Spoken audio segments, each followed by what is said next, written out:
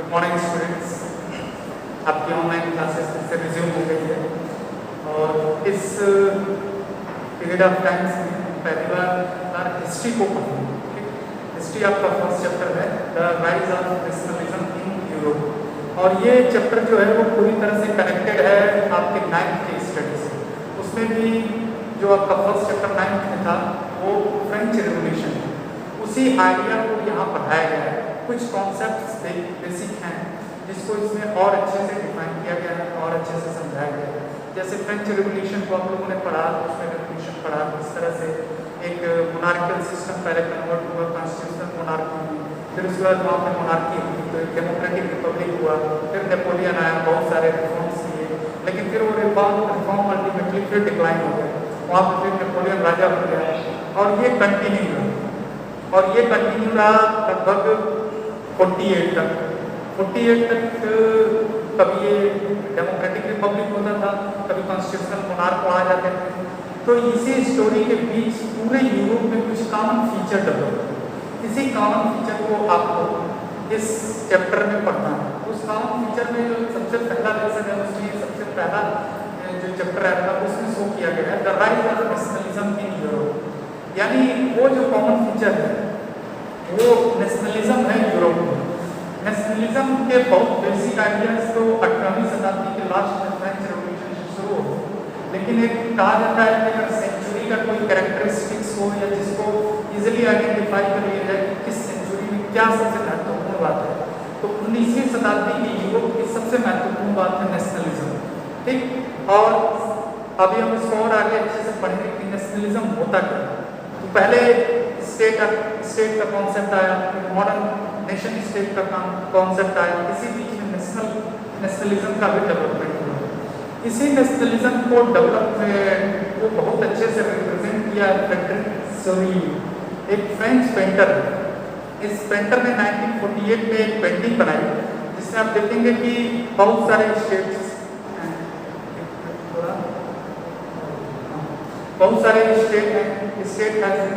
States are represented by their flags. उनके एक single flag है और उसके बाद उनकी कुछ कॉमन आइडेंटिटीज है, लाइक उनके ड्रेसिंग सेंस, और they are in a chain passing through the Statue of Liberty. Okay, तो इस पेंटिंग को उसने नाम दिया the dream of world wide democratic and social republic. यानी उसने एक ऐसी परिकल्पना की कि एक विश्व जो एकल तो है लेकिन विभिन्न नेशंस में डिवाइड है, and they identified by their flags, their customs, their language, all this, बस they live together in a harmony. Okay, तो यहाँ जो दिखाया गया पेंटिंग उसमें 2-3 चीज आपको दिखेगी। फ्लैग तो दिखी गया, उसके अलावा एक स्टैच्यू ऑफ लिबर्टी दिखेगी। स्टैच्यू ऑफ लिबर्टी के जो हाथ में है इसको कहा जाता है टॉर्च ऑफ एनलाइटनमेंट। इस स्टैच्यू ऑफ लिबर्टी को जब अमेरिका फ्री हुआ ब्रिटिश कॉलोनी से, तो उसको फ्रांस ने गिफ्ट दिया और इस गिफ्ट को वहाँ पे लगाया गया यूएस में, एंड ये सिंबल बन गया लिबर्टी का। और इस लिबर्टी में ये जो टॉर्च है सबसे इसके राइट में, इसी को कहा गया टॉर्च ऑफ एनलाइटनमेंट, यानी प्रज्ञा का रोशनी, या एक तरह से कह सकते हैं प्रबोधन का प्रतीक। और दूसरे चीज में है इसके सेकंड ये लेफ्ट राइट वाले में ये चार्टर ऑफ ह्यूमन राइट्स, यानी प्रबोधन काल की 2 विशेषताएं थी। पहले तो तर्क आधारित विश्वास और दूसरा मानव अधिकारों की घोषणा, जो कि आप 9th में पढ़ चुके हैं। ठीक, उसके अलावा आपको ये दिखेगा ये नेशन के चेन का एक सीरीज। इस सीरीज में सबसे नंबर 1 पे यूएसए। तो यूएसए एक ऐसी पोजीशन में दिख रहा है जो अब डेमोक्रेटिक स्टेटस को अचीव कर चुका है। दूसरे पे है स्विट्जरलैंड, वो भी डेमोक्रेटिक स्टेटस को अचीव कर चुका है। उसके बाद आता है फ्रांस का नंबर। फ्रांस उस तरफ बढ़ रहा है, यानी वही बता रहा था मैं कि फ्रांस 1948 तक कभी डेमोक्रेटिक रिपब्लिक बनता था, कभी कॉन्स्टिट्यूशनल मोनार्क बनता था। तो ये चीज फ्रांस के साथ रही, जो चलती रही, और अब वो एक ऐसे पोजीशन में पहुंच गया है जहाँ जो सिंबल ऑफ डेमोक्रेटिक रिपब्लिक है वहाँ वो पहुंच सकता है। इसके पीछे जर्मनी है, हालांकि जर्मनी को लेकर इसका प्रोडिक्शन बड़ा सही हुआ, क्योंकि जर्मनी तब एक ऐसा स्टेट था कि वो एक सिंगल यूनिट है। जर्मनी के बहुत सारे क्षेत्रों पर ऑस्ट्रिया कब्जा कर रखा था और जर्मनी कई भागों में विभाजित है, ठीक। तो जर्मनी को उसने देखा कि उस पोजीशन में अब जर्मनी अगले क्रम में है जो डेमोक्रेटिक स्टेटस को अचीव करेगा, ठीक। तो ये रहा एक बेसिक इंट्रोडक्शन। उसके बाद आपका आता है रिलेशन, यहाँ से शुरू होता है वही पेंटिंग सवेयू की जो पेंटिंग है उसमें जो जो बातें हैं उसी को आगे डिफाइन की गई है, उसको आप लोग पढ़िएगा। उसके बाद हम लोग एक डाउट के क्लास करेंगे, तो जो आपको नहीं समझ में आएगा उसको हम और अच्छे से आपको डिफाइन करेंगे। उसके अलावा इसने कुछ बातें इसमें कही हैं, जैसे absolutist institution in a utopian vision the people of the world are grouped as a distinct, जो कि मैं बताया यूटोपियन एक ऐसी सोच होती है जो रियल में नहीं होती, एक आदर्श सोच। जैसे भारत में अक्सर राम राज्य कहा जाता है, तो राम राज्य की परिकल्पना एक ऐसी परिकल्पना है जिसमें सभी लोग एक समान हो जाए, इवन प्रॉपर्टी में एक समान हो जाए, किसी प्रकार का भेदभाव ना रह जाए। तो कुछ उसी प्रकार की इसकी भी एक परिकल्पना थी यूटोपियन, कि ऐसी एक वर्ल्ड डेमोक्रेसी बने जिसमें नेशंस तो हों लेकिन उसके बीच हार्मनी हो। तो ऐसा तो हुआ नहीं, लेकिन उसकी परिकल्पनाएं बहुत ज़्यादा क्रिएटिव थी, इसीलिए इस पेंटिंग को यहाँ पे दिखाया गया है। फिर अगला है आपका मॉडर्न स्टेट का कॉन्सेप्ट और नेशन स्टेट का कॉन्सेप्ट, ठीक। तो यहाँ पे आप देखिए इसी में जो समझाने वाली बात है दो चीज, एक आप लिखा है यहाँ पे नेशन स्टेट और एक लिखा होगा आपका मॉडर्न स्टेट। ऐसा कि chapter during century modern state. Modern state का कॉन्सेप्ट है वेस्टफैलिया, एक ट्रीटी हुई थी वेस्टफैलिया। तो उसमें सबसे पहले आइडेंटिफाई किया गया था कि कोई राज्य की सीमा क्या है। वहीं से माना जाता है कि जब एक राज्य की सीमा निर्धारित कर दी गई तो मॉडर्न स्टेट का कॉन्सेप्ट आ गया। मॉडर्न स्टेट का कॉन्सेप्ट जो है बेसिकली टेरिटरी से रिलेटेड है और वहाँ की गवर्नमेंट से रिलेटेड है। तो यहाँ देखेंगे आप इसके बीच में डिफरेंस को समझाया गया है कि the concept and practice of modern state in which centralised power exercise sovereign control, एक शासक जो सारे संप्रभु अधिकारों को नियंत्रित करता था। इसका अभिप्राय ये है मॉडर्न स्टेट वही एक टेरिटरी का कंट्रोल, उस पे एक शासक का नियंत्रण और सेंट्रलाइज्ड रूल, यानी जो वो कहेगा वही हर क्षेत्र में फॉलो होगा। लेकिन मॉडर्न स्टेट या नेशन स्टेट्स की जब बात आती है तो ये मॉडर्न स्टेट से कुछ डिफरेंस है और इसकी शुरुआत फ्रेंच रेवोल्यूशन से। सबसे बड़ा जो डिफरेंस है इसमें एक शेयर्ड या कॉमन आइडेंटिटी की बात है। आप यहाँ देखते लिखा है कि was one in which the majority of its citizens and not only the ruler come to develop a sense of common identity। ये कॉमन आइडेंटिटी कहाँ से आती है या ये कॉमन आइडेंटिटी क्या है? एंड शेयर्ड हिस्ट्री और डिसकंटेंट, यानी इसको कहा जाता है वंश परंपरा। अब जैसे इंडिया को लीजिए, हम ये सभी कहते हैं कि हम इंडियंस हैं, तो हम इंडियंस क्यों हैं? इस चीज को ही सबसे पहले फ्रेंच रेवोल्यूशन ने आइडेंटिफाई किया। हम इसलिए कहते हैं कि हम एक राज्य के नागरिक, इसीलिए हम उस राज्य की पहचान को रखते हैं और रिप्रेजेंट करते हैं।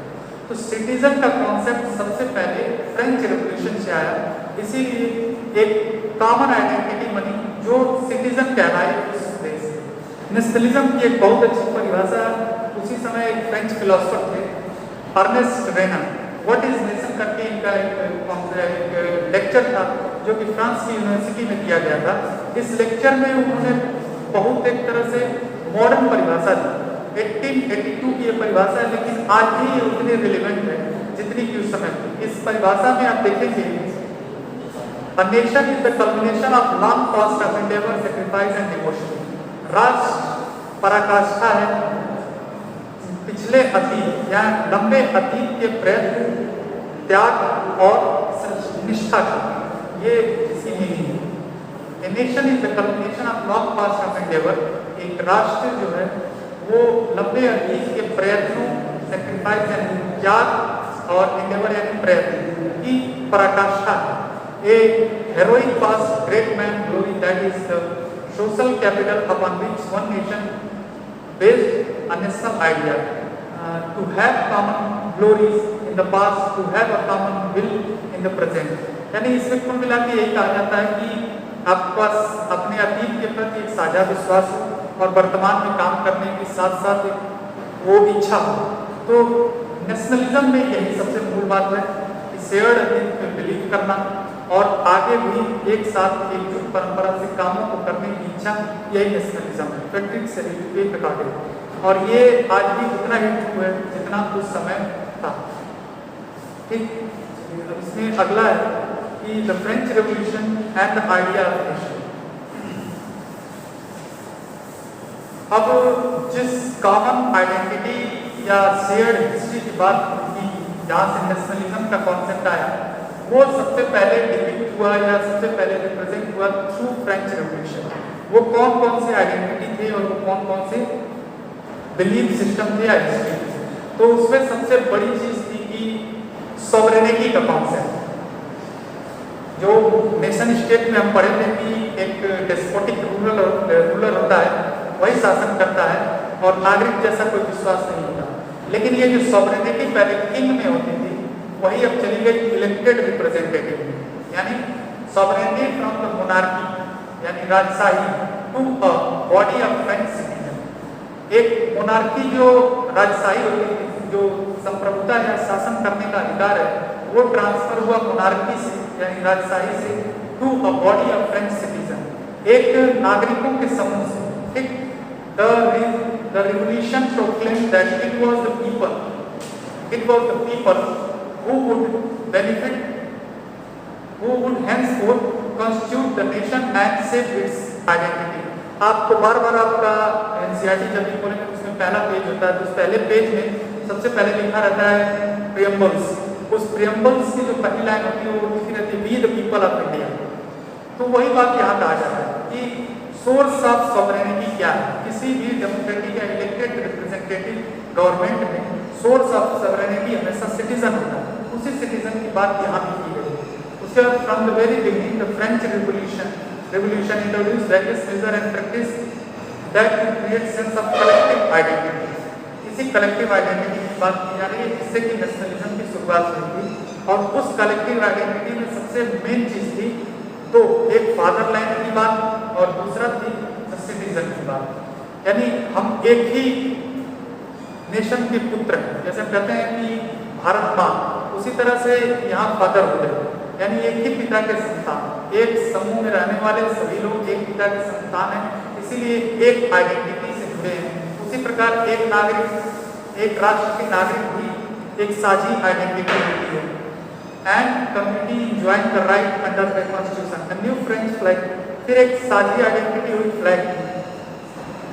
The tricolor was chosen to replace the former symbol of standard, former royal standard। पहले जो रॉयल राजशाही का झंडा था उसको हटा के ट्राई कलर वहाँ भी चूज किया गया था, जो कि फ्रेडरिक सेलिट की पेंटिंग में आप देख चुके हैं। इसमें देखेंगे तो थर्ड नंबर पे या थर्ड ग्रुप ऑफ जो फ्लैग्स है वो फ्रांस का ही है। उसमें एक कॉमन आइडेंटिटी ये हो गई। उसके अलावा state general was elected by the body of active citizen and renamed national assembly. State general जो होता था वो एक तरह से पार्लियामेंट का तबका। जब भी कोई विवाद होता था या जब भी कोई पॉलिसी रिलेटेड डिसीजन लेने होते थे तो इसी बॉडी के अंदर व्यक्त किया जाता था। लेकिन अपने स्वरूप में या अपने फॉर्म में ये medieval body, medieval age body, इसका मिडिवल इसलिए इसको कहा जाता है क्योंकि इसमें इलेक्टेड रिप्रेजेंटेटिव नहीं थे, यानी निर्वाचित लोग नहीं थे। ऐसे लोग नहीं थे जिनको जनता चुनी, ऐसे लोग थे जिनको राजा ने नॉमिनेट किया था। तो राजा ने नॉमिनेट किया तो वो राजा के ही विश्वास पात्र होंगे। और जब भी जनता और राज्य सरकार के बीच कॉन्फ्लिक्ट ऑफ इंटरेस्ट आएगा, चाहे कोई मतभेद होगा, तो वो जो राजा के नॉमिनेटेड लोग हैं स्टेट जनरल, तो वो राजा का पक्ष लेंगे। लेकिन जब नेशनल असेंबली चुनी गई, जो कि वहाँ पूरी जनता ने तो नहीं चुना, लेकिन तब भी 28 मिलियन पॉपुलेशन में से 4 मिलियन पॉपुलेशन ने इस बॉडी को इनडायरेक्टली चुना था। तो कहीं ना कहीं ये रिप्रेजेंटेटिव बॉडी थी और ये उस तरह से किंग के कंट्रोल में नहीं हो सकती थी जैसा कि पहले था। तो एक तरह से पूरे देश के लिए कानून निर्माण के लिए एक नई बॉडी बनी जिसको ये कहा गया था national assembly. hymns were composed, oath taken and martyrs commemorated, all in the name of nation. A centralized administrative system was put in place and it formulated uniform law and citizen. अब एक चीज और नई विशेषता जिसने उस commonness को बढ़ाया या शेयर आइडेंटिटी को बढ़ाया, वो था सेंट्रलाइज सिस्टम ऑफ एडमिनिस्ट्रेशन। जैसे आज का एडमिनिस्ट्रेशन देखेंगे इंडिया में, तो उसको हम कहते हैं डिसेंट्रलाइज्ड सिस्टम ऑफ एडमिनिस्ट्रेशन। क्यों? क्योंकि एक स्टेट गवर्नमेंट होती है, एक सेंट्रल गवर्नमेंट होती है, उसके अलावा एक पंचायती राज होता है। लेकिन उस समय एक ही सेंट्रल गवर्नमेंट होती थी जो सारे सरकार के कामों को चलाती थी, ठीक। और उससे फायदा ये हुआ यूनिफॉर्म लॉ ने पूरे राष्ट्र के लिए एक लॉ बना, all citizen with the territory, internal customs and dues were abolished. तो जब विभिन्न फ्यूडल शासन करते थे तो हर जगह टैक्स लगता था, हर जगह ड्यूज थे, उनको हटा दिया गया। जैसे आप इंडिया में देखेंगे कि अब कहा जाता है कि वन नेशन वन टैक्स, तो वन टैक्स क्या है? जीएसटी। तो उसी प्रकार का कुछ यहाँ भी रिफॉर्म हुआ जिसने कुछ शेयर आइडेंटिटी को बढ़ाया। Regional dialects were discouraged and French as it was spoken and written in Paris become the common language of the nation। यानी फ्रेंच लैंग्वेज को एक कॉमन लैंग्वेज बनाया गया।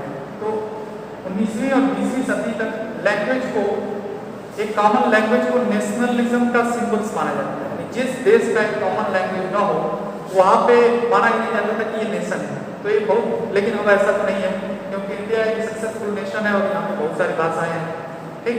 लेकिन उस समय ऐसा माना जाता था, तो फ्रेंच को एक कॉमन लैंग्वेज बनाया गया।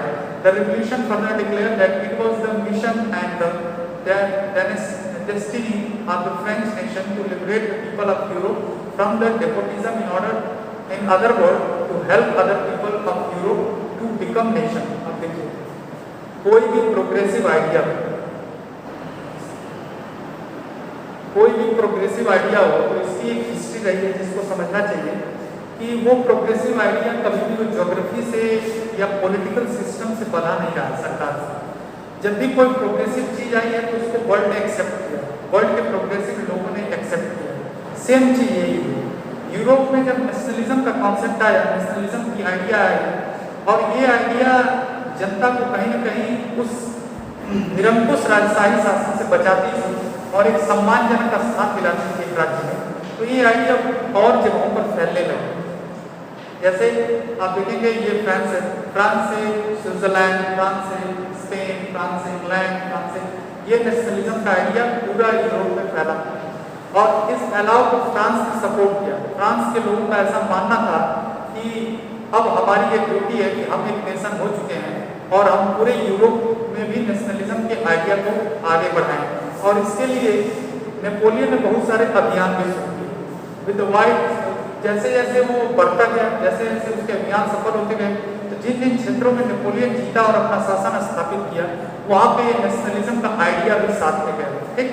और इसमें देखेंगे उसमें से सबसे प्रोग्रेसिव, हालांकि फ्रांस में कई मायनों में डेमोक्रेसी को डिस्ट्रॉय किया नेपोलियन ने। जैसे उसने लोगों को समानता का अधिकार तो दिया लेकिन स्वतंत्रता छीन, लेकिन एडमिनिस्ट्रेटिव रिफॉर्म्स उसके इतने ज़्यादा प्रोग्रेसिव थे और इतने इफिशिएंट थे कि बाद में वही देश बना फ्रांस के एडमिनिस्ट्रेटिव डेवलपमेंट का। उसमें जो सबसे इम्पोर्टेंट था वो था सिविल कोड ऑफ 1804। इसी को नेपोलियन कोड भी कहा जाता था। और इस कोड में सबसे इम्पोर्टेंट जो चीज़ थी कि प्रिविलेज को खत्म कर दिया गया, यानी did away with all privilege based on birth. जन्म आधारित जो भी विशेषाधिकार थे, चाहे वहाँ के चर्च के लोगों के या चाहे वहाँ के राजा सामंतों के, चाहे वहाँ राजशाही के कार्य से जुड़े हुए, उनको इससे समाप्त किया।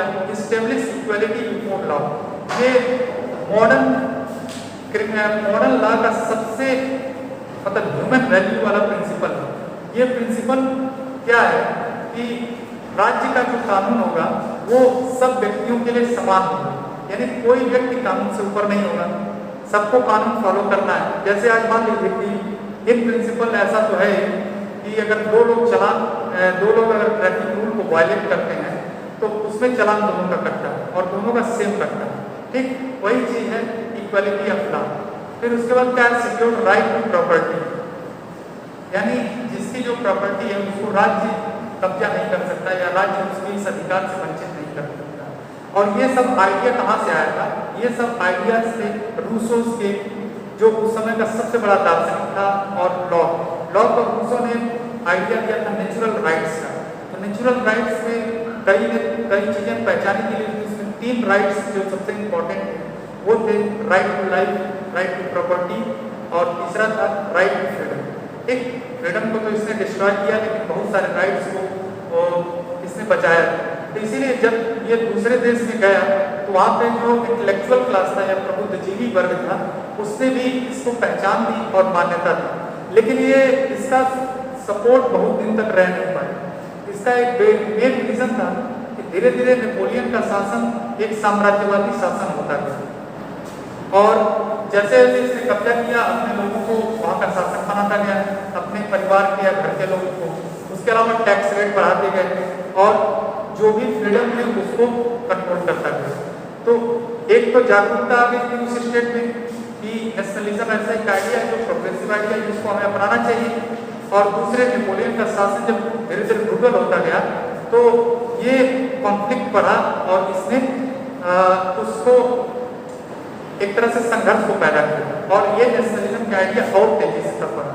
ठीक, तो इसमें नेपोलियन का शासन उतना सफल नहीं हो पाया। बाद में वाटरलू के उसमें नेपोलियन की हार भी हो गई।